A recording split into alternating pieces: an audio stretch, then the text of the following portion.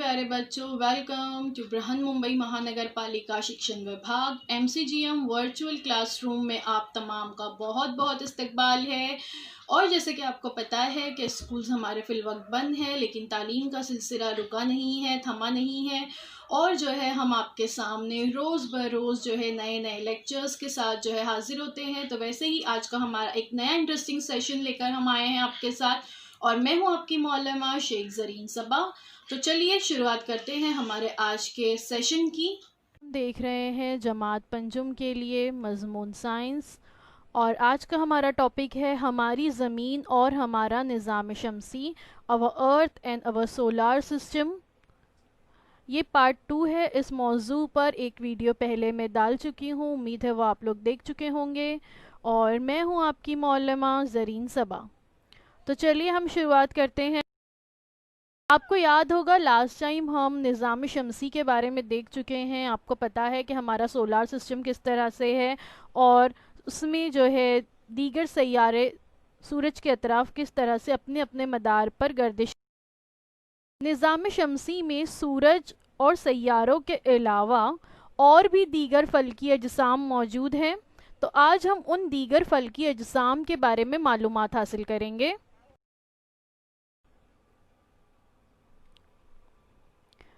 दीगर फल्की अजसाम में सबसे पहले हम देखते हैं ज़ैली सैयारों के बारे में।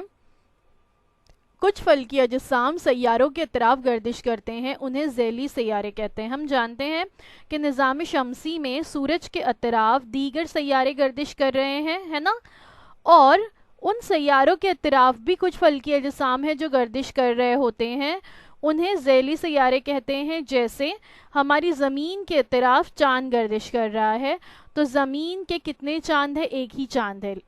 ज़मीन के अतराफ सिर्फ एक फल्की जिस्म जो गर्दिश कर रहा है, और वो है चांद। लेकिन जो मार्स है, मरीख है, उसके अतराफ दो फल्की अजसाम गर्दिश कर रहे हैं। तो मार्स के टोटल मून 2 हैं। सैटर्न के अतराफ कुछ ऑलमोस्ट 62 नॉन मून्स अब तक पता लगाए गए हैं, यानी अब तक 62 चांद जो है सैटर्न के पता लगाए जा चुके हैं। हो सकता है इससे ज़्यादा मज़ीद और भी हो। जुपिटर के 66 मून्स हैं।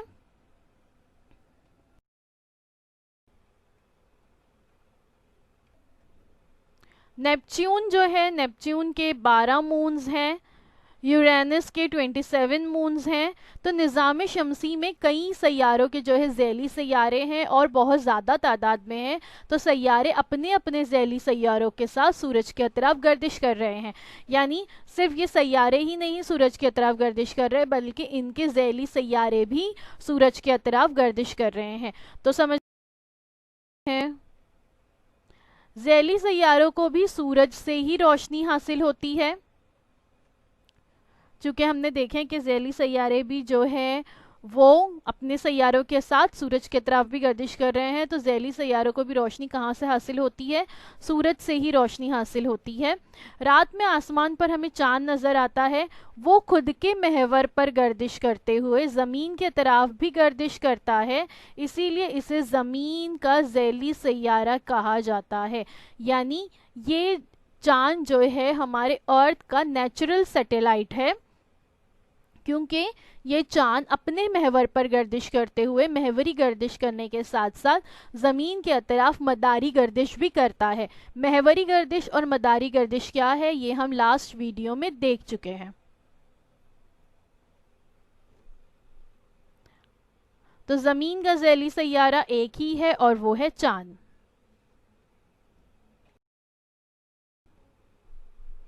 अब देखते हैं बोना सैयारा किसे कहते हैं। ड्वार्फ प्लैनेट्स कहा जाता है इन्हें। सूरज के गिर्द गर्दिश करने वाले कुछ छोटे छोटे फल्की अजसाम हैं, उन्हें बोने सैयारे कहते हैं। इन सैयारों में खास तौर पर प्लूटो जैसे फल्की अजसाम शामिल हैं। बौने सैयारे जो होते हैं वो आज़ादाना तौर पर सूरज के अतराफ गर्दिश करते हैं। बौने सैयारों का अपना एक अलग मदार होता है।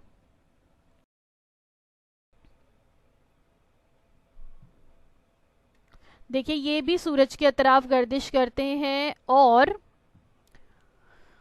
इनका अपना एक अलग मदार होता है, यानी सैयारों का अपना एक अलग मदार है। ज़ैली सैयारों का अपना एक अलग मदार है, और बौने सैयारे जो होते हैं इनका अपना एक अलग मदार होता है।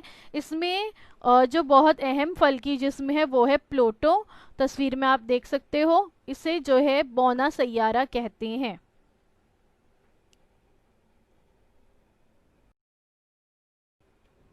सैयारचे या एस्ट्रॉइड्स जिसे कहते हैं, मरीख और मुश्तरी के दरमियान अनगिनत छोटे छोटे फल्की अजसाम का एक पट्टा है। इस पट्टे में पाए जाने वाले फल्की अजसाम को सैयारचे कहते हैं। सैयारचे भी सूरज के अतराफ आज़ादाना गर्दिश करते हैं। तस्वीर में आप देख सकते हैं क्या है सैयारचे। पत्थर के टुकड़े हम कह सकते हैं कि पत्थर के जो बड़े बड़े टुकड़े, तस्वुर कीजिए कि पत्थर के बड़े बड़े टुकड़े जो हैं उनका एक पट्टा है पूरा, और कितने सारे होंगे वो तादाद में बेशुमार है। और ये क्या कर रहे हैं, ये उस पट्टे में आज़ादाना गर्दिश कर रहे हैं सूरज के अतराफ। और ये कहाँ पाए जाते हैं, मरीख और मुश्तरी के दरमियान पाए जाते हैं, और इन्हीं को सैयारचे या एस्ट्रॉइड कहते हैं। देखिए यहाँ पे बताया गया एस्ट्रॉइड बेल्ट इस तरह से होते हैं। ये आप देख सकते हैं, यहाँ पर तस्वीरों में बताया गया है। तो ये सूरज के अतराफ गर्दिश करते हैं, और ये अनगिनत है, हम गिन नहीं सकते, बहुत ज़्यादा है तादाद में, और इन्हें सैयारचे कहते हैं।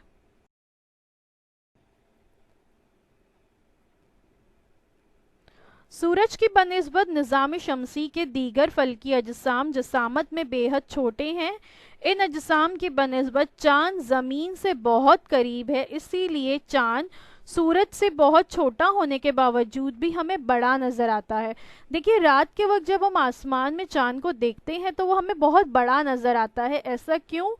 क्योंकि वो नज़दीक है, ज़मीन से करीब है। जबकि अगर हम इस शक्ल में देखते हैं तो आप देख सकते हो कि ज़मीन का ज़ैली सैयारा चाँद यहाँ पर बताया गया है, और कितना छोटा सा है चाँद जसामत में सूरज की बनिस्बत। सूरज जो है जसामत में बहुत बड़ा है, लेकिन ज़मीन से बहुत दूर है सूरज।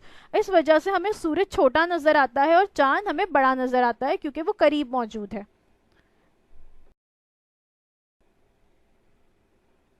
अब देखते हैं कशिश शक्ल के बारे में।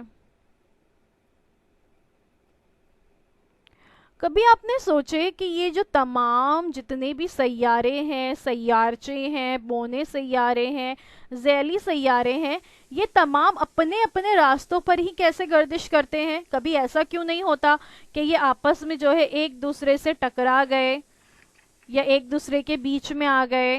ऐसा हो सकता है ना। हम देखते हैं कि रास्ते पर गाड़ियां चल रही हैं तो बेशुमार गाड़ियां एक दूसरे से टकरा जाती हैं, एक्सीडेंट्स होते हैं। लेकिन ऐसा हमारे सोलार सिस्टम में या हमारी पूरी कायनात में ऐसा नहीं होता। ऐसा इसलिए नहीं होता कि फलकी अजसाम में एक दूसरे को अपनी जानिब खींचने यानी कशिश करने की कुव्वत होती है, और इसी को कशिश शक्ल कहते हैं। सूरज की सैयारों पर असर करने वाली कुव्वत कशिश शक्ल और सैयारों की सूरज से दूर हो जाने की जिबलत के मजमूई असर की वजह से सैयारे सूरज के गिर्द मखसूस फासले पर मखसूस मदार में ही गर्दिश करते रहते हैं। इसी तरह से ज़ैली सैयारे भी सैयारों के अतराफ गर्दिश करते रहते हैं। यानी ये जितने भी फलकी अजसाम हैं, सूरज है, सितारे हैं, सैयारे हैं, सैयारचे हैं, बौने सैयारे हैं, ज़ैली सैयारे हैं, इन तमाम के दरमियान एक तरह की कशिश शक्ल जो है काम कर रही है, कुव्वत काम कर रही है, जिसकी वजह से ये जो है अपनी अपनी जगह पर ही अटके हुए हैं, अपनी अपनी जगह पर ही चिपके हुए हैं हम कह सकते हैं, और बिल्कुल एक मखसूस मदार पर गर्दिश कर रहे हैं, क्योंकि इनके दरमियान एक कशिश है जो इन्हें एक दूसरे से बांधे हुए रखती है। इसीलिए ये अपने ही रास्ते पर गर्दिश करते हैं। तो देखें आप लोगों ने अल्लाह ताला की कुदरत। हम जो है एक ट्रैफिक का एक वन वे होता है, उस पर मुश्किल से गाड़ियों की 3 से 4 लेन चल रही होती है, हम वहाँ सही से नज्म व नस्क बरकरार नहीं रख पाते और एक्सीडेंट हो जाते हैं। लेकिन अल्लाह ताला की इतनी बड़ी कुदरत, इतनी बड़ी कायनात, इतनी सारी कहकशाएं मौजूद हैं, उन कहकशाओं में हमारी सोलार सिस्टम की तरह के और कई सारे सोलार सिस्टम्स मौजूद हैं, लेकिन इसके बावजूद भी ये आपस में एक दूसरे से नहीं टकराते। तो ये अल्लाह ताला की एक बहुत बड़ी कुदरत है।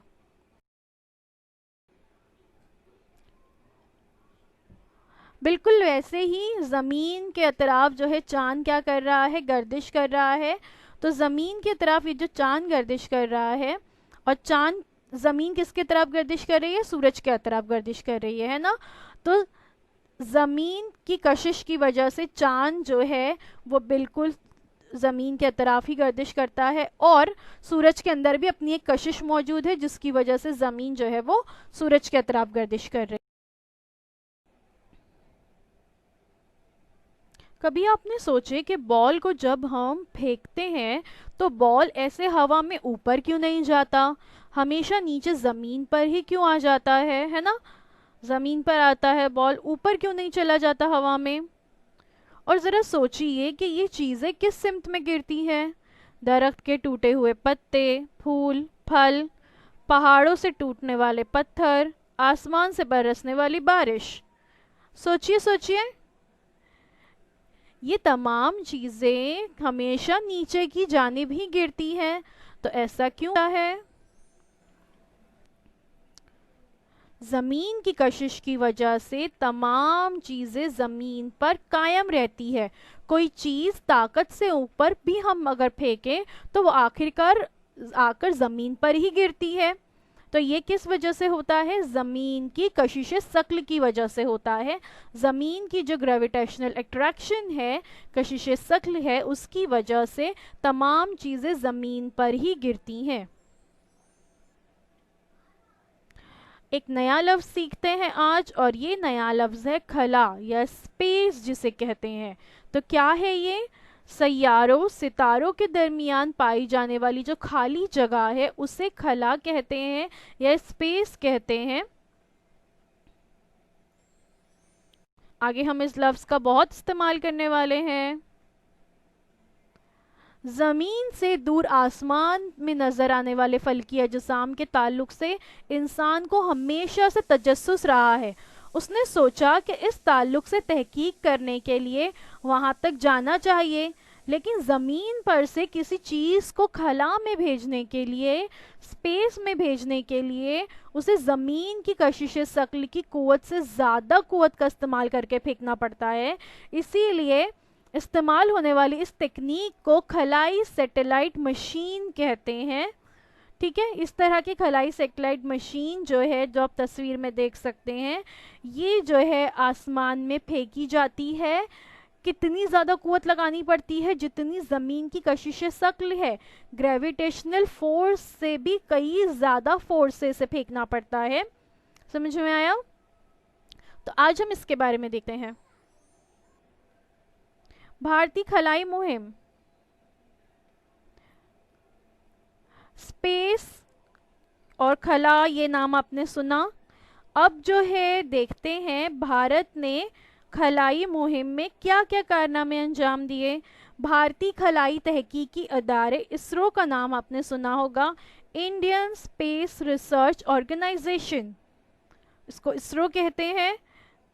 तो इन्होंने अब तक बहुत सारी अलग अलग किस्म की खलाई मुहिम अंजाम दी, बहुत सारी फेल भी हुई हैं और बहुत सारी खलाई मुहिम में हम कामयाब भी हुए हैं।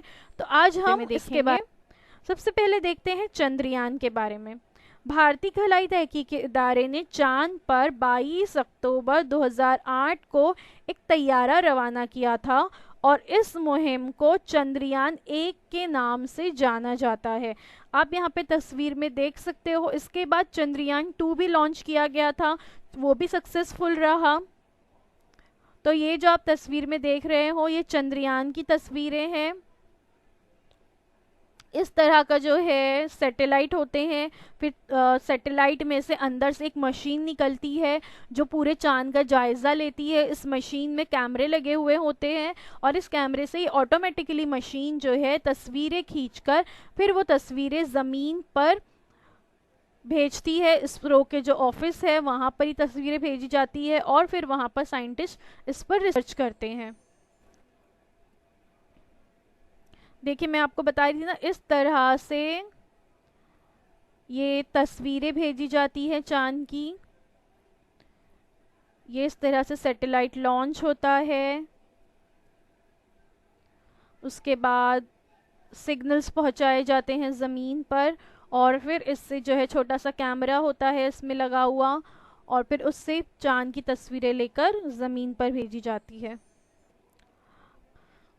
इसरो का एक और बहुत सक्सेसफुल मिशन है मंगलयान।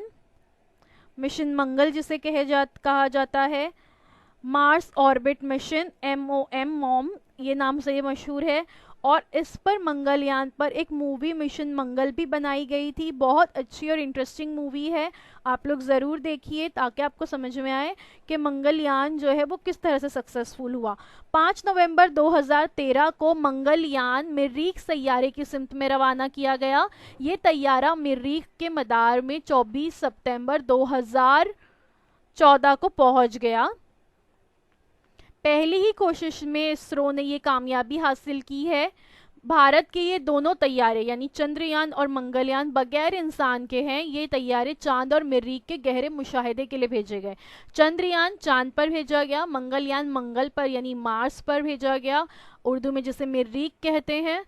और इस तरह के आप देख सकते हो रॉकेट के ज़रिए सैटेलाइट जो है लॉन्च किए जाते हैं।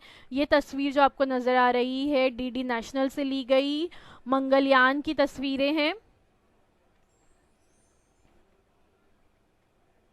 और इस तरह से मार्स के ऑर्बिट में जो है मंगलयान पहुंच गया बिल्कुल पहली ही कोशिश में। ये पहली कोशिश में होना बहुत बड़ी बात है क्योंकि कई सारे ममालिक के स्पेस मिशंस जो है इस तरह के लॉन्च किए जाते हैं और कई बार ट्राई किया जाता है, 4 बार 5 बार 10 से 12 बार के बाद ऐसा होता है कि कोई मिशन सक्सेसफुल होता है और बराबर उस सैयारे के ऑर्बिट में पहुंचता है।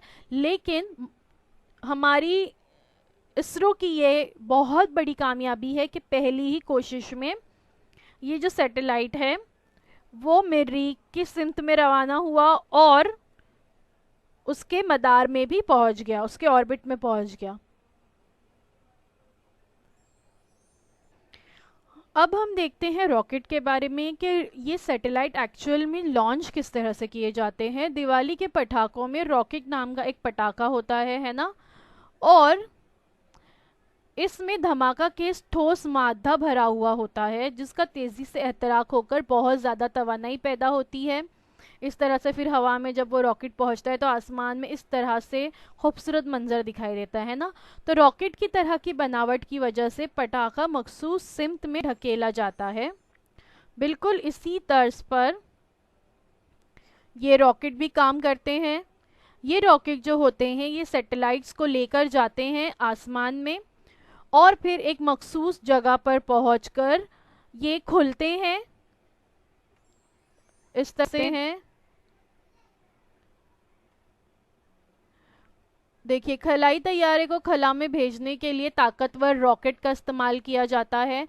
रॉकेट में बहुत ज़्यादा मिकदार में ईंधन जलाया जाता है। इसकी वजह से हज़ारों टन वजनी खलाई तैयारा खला में ले जाया जाता है। तस्वीर में आप देख सकते हो कि कितना ज़्यादा जो है इसमें ईंधन मौजूद होता है और फिर ये खलाई तैयारा कहाँ लेकर जाता है, स्पेस में जाता है, खला में जाता है।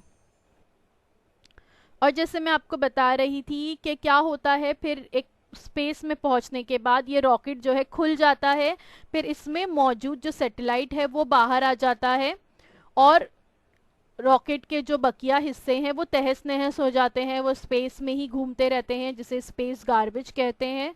और ये सैटेलाइट अब जो है वो अपनी मखसूस मदार में पहुंच जाता है, या अगर इसे कहीं पे लैंड करना है किसी प्लैनेट पे तो वो वहाँ लैंड हो जाता है।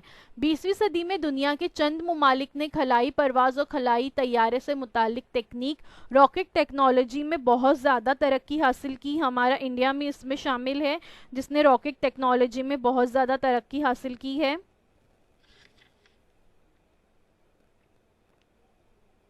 सैकड़ों खलाई तैयारे खला में अब तक भेजे जा चुके हैं। हमारा मुल्क खलाई परवास, तहकीक और मसनूई सैयारी महारत के लिए बहुत ज़्यादा मशहूर है। कुछ खलाई तैयारे जो होते हैं वो मुस्तकिल तौर पर खला में ही रहते हैं और कुछ ज़मीन पर वापस आ जाते हैं, कुछ दूसरे सैयारों या ज़ैली सैयारों पर उतारे जाते हैं। जैसे मैंने मंगलयान के बारे में बताई कि उसका काम क्या था, सिर्फ मरीख के मदार में घूमना। चंद्रयान जो है वो चांद पर उतारा गया था। कुछ मुहिमात में साइंसदान भी खलाई तैयारे में जाते हैं, उन्हें खलाबाज कहते हैं। ठीक है, एस्ट्रोनॉट्स कहा जाता है इन्हें। और ये आप देख सकते हो राइट हैंड साइड पर के जो खलाई तैयारे होते हैं, स्पेस क्राफ्ट्स होते हैं, इसका अंदर का मंजर किस तरह से नज़र आता है। और लेफ्ट हैंड साइड पे आप देख सकते हो कि एस्ट्रोनॉट के लिबास जो होते हैं वो किस तरह से होते हैं। भारतीय खलाबाज राकेश शर्मा का नाम आप तमाम लोगों ने सुना होगा। राकेश शर्मा 1984 में खला में जाने वाले पहले भारतीय खलाबाज हैं। इसरो और स्वेत इंटर कॉस्मोस की मुश्तरका खलाई मुहिम के लिए खलाई स्टेशन में इन्होंने 8 दिन तक क़याम किया। भारत की तरफ देखते हुए उन्होंने भारत के लोगों को सारे जहां से अच्छा हिंदुस्तान हमारा का पैगाम भेजा। उस वक्त की जो प्राइम मिनिस्टर थी उन्होंने जो है राकेश शर्मा से पूछा था, बात की थी जब उनसे कि वो स्पेस में थे, कि वहाँ से हमारा मुल्क भारत कैसा नज़र आ रहा है। तो उस वक्त उन्होंने कहा था कि सारे जहां से अच्छा हिंदुस्तान हमारा। इसके अलावा मसनूई ज़ैली सैयारे भी या आर्टिफिशियल सैटेलाइट्स जो होते हैं वो भी जो है छोड़े जाते हैं खला में। ज़राअत, माहौल का मुशाहिदा, मौसम का अंदाज़ा, नक्शे तैयार करना, ज़मीन पर पानी और मादनी दौलत को दरियाफ्त करना और ख़बर रसानी के लिए मसनूई ज़ैली सैयारे यानी आर्टिफिशियल सैटेलाइट का इस्तेमाल किया जाता है। ये जो है ज़मीन के मदार में छोड़े जाते हैं, ज़मीन के अतराफ एक मदार में जो है इसे कायम रखा जाता है। मसनूई ज़ैली सैयारा कई साल तक ज़मीन के अतराफ गर्दिश करता है और ज़मीन की अलग अलग मकामात से तस्वीरें खींचकर हम तक भेजता है। और इन्हीं आर्टिफिशियल सैटेलाइट से आज ये मुमकिन हो चुका है कि हम एक दूसरे से वीडियो कॉल पर बात कर सकते हैं, ना सिर्फ सुन सकते हैं बल्कि सामने वाले को देख भी पाते हैं।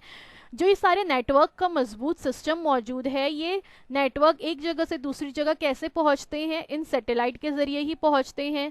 वर्चुअल क्लास में जब हम आपके लेक्चर लेते हैं तो आप अपने स्कूल में बैठकर हमें वहां पर देख रहे होते हैं, ये भी इन सैटेलाइट के ज़रिए ही मुमकिन है। मेरा ये वीडियो आप घर बैठे इंटरनेट की सहूलत की वजह से देख पाएंगे, ये भी सैटेलाइट की वजह से ही मुमकिन हुआ है। हम जो है मैप नेविगेशन का इस्तेमाल करके किसी भी नई जगह पर जाते हैं तो मैप के ज़रिए हम रास्ते तलाश करते हुए उस जगह पर पहुंच जाते हैं। तो ये भी इन सैटेलाइट की वजह से ही मुमकिन हुआ है। तो बच्चों, सबक हमारा यहाँ पर ख़त्म हो गया। तो thank you so much for watching. अब आप लोगों से इंशाल्लाह अगले हफ्ते मुलाकात होगी एक नए टॉपिक के साथ। अल्लाह हाफिज़। तो बच्चों, मुझे उम्मीद है जो कुछ आज आपको पढ़ाया गया वो आपको अच्छी तरह से समझ में आया होगा। और अगर आपको नहीं समझ में आया है तो हमारा ये वीडियो यूट्यूब पर भी अवेलेबल है, आप इसे दोबारा से जो है देख सकते हैं। और अपने साथ जो है अपनी टेक्स्ट बुक ज़रूर रखिए ताकि आपको जो है तमाम पॉइंट्स अच्छी तरह से समझ में आए। तो अब आप लोगों से इंशाल्लाह अगले हफ्ते एक नए वीडियो में मुलाकात होती है। अल्लाह हाफिज़।